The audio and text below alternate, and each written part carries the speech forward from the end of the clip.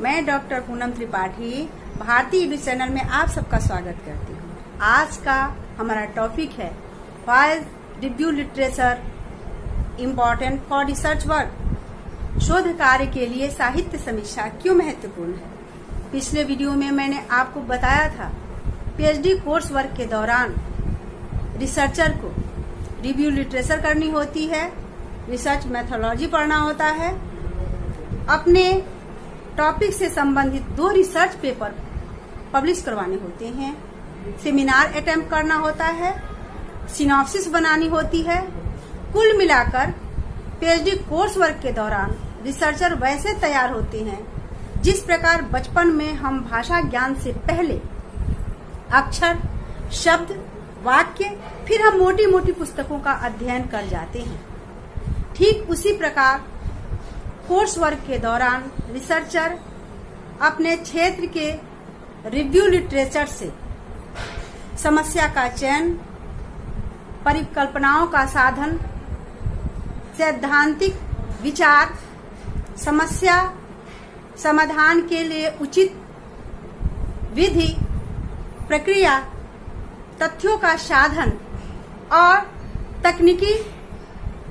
सांख्यिकी तकनीकी ज्ञान के माध्यम से सिनॉप्सिस अर्थात शोध रूपरेखा तैयार करता है और अंत में शोध क्रिया विधि को अपनाते हुए एक नया शोध प्रबंध लिख देता है। तो चले हम अपने टॉपिक की ओर। Why review literature important for research work. शोध कार्य के लिए साहित्य समीक्षा क्यों महत्वपूर्ण है। हम जानते हैं कि किसी भी विषय का क्षेत्र हो वह बड़ा वो विस्तृत होता है, उसमें न जाने कितनी साहित्य शोध प्रबंध पूर्व में हुए होते हैं, पर मानव मन में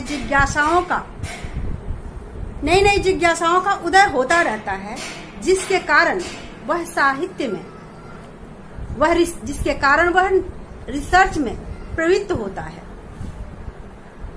इसके पीछे मनुष्य का मूल उद्देश्य मानव जीवन को अधिक सुखमय, सुंदर, उदार, विराट और सुसंस्कृत बनाना है। इसी उद्देश्यपूर्ण आशा इच्छाओं के साथ वह अपने समस्या को संबंधित साहित्य में ढूंढता है।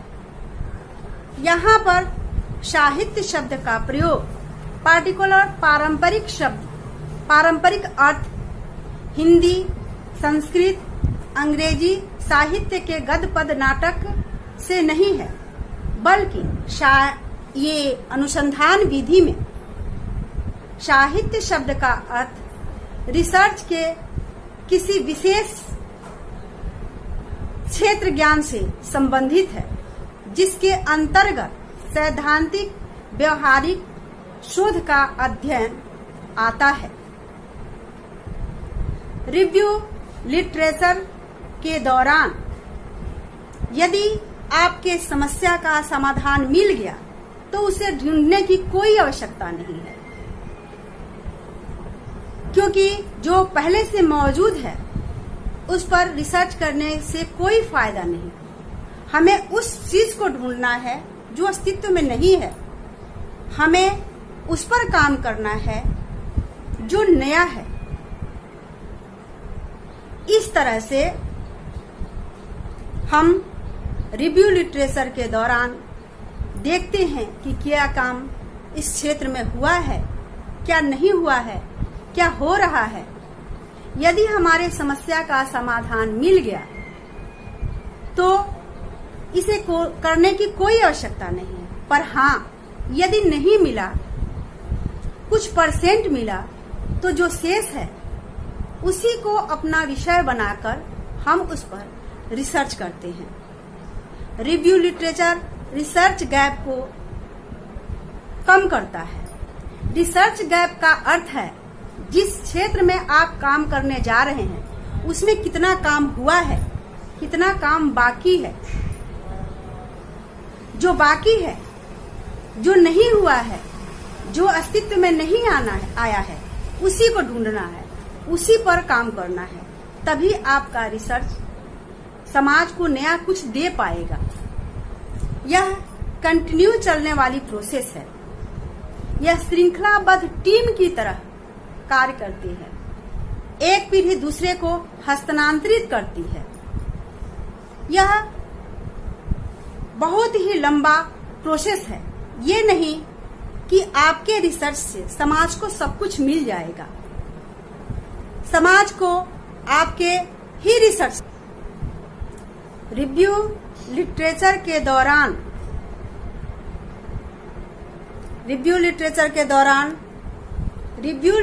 के दौरान